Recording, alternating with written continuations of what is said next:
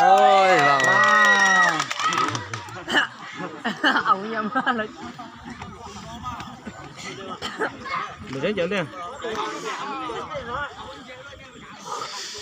Cố lên nhá.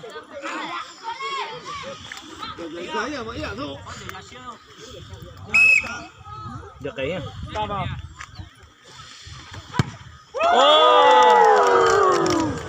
Giờ sẽ là cất à. Giờ chưa là cái gì.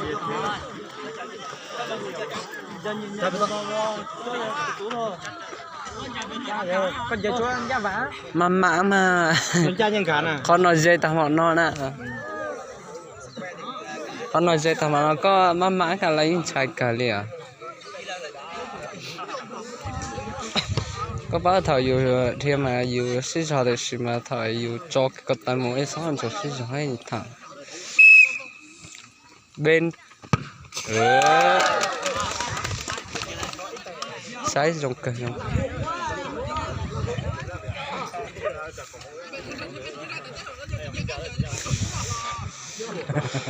phán đàn ha. Ôi cái này không thế. Cho nó đi về. Gì không có đây à.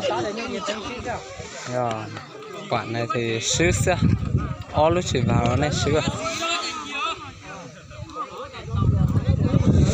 chưa chọn cho con tái trong sách Hắn ra. Đúng không? Hai lú rồi. Cái lú. Giờ hay yếu. Vẫn để siêu. Chỉ có siêu rồi hả? Tí nha. ô này đó cá đỡ cái tới luôn mà Giờ phát về lúc cùng có phát về. rồi kìa Trời tới chưa ở vào chứ. bên kia ôi Thôi là nghỉ thôi.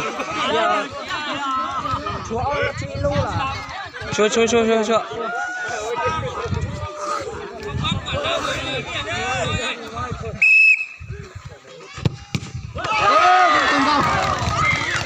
Saman.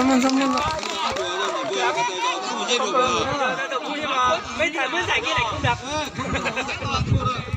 Đúng rồi. Má thì lòng phải thật xin rồi hả? Bởi tên chứ nào. Đi luôn à.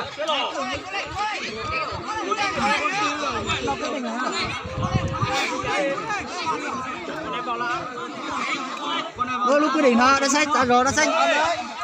quả này vào là thắng ngay đấy. Thắng luôn đấy quả này ôi Tao kia. thắng rồi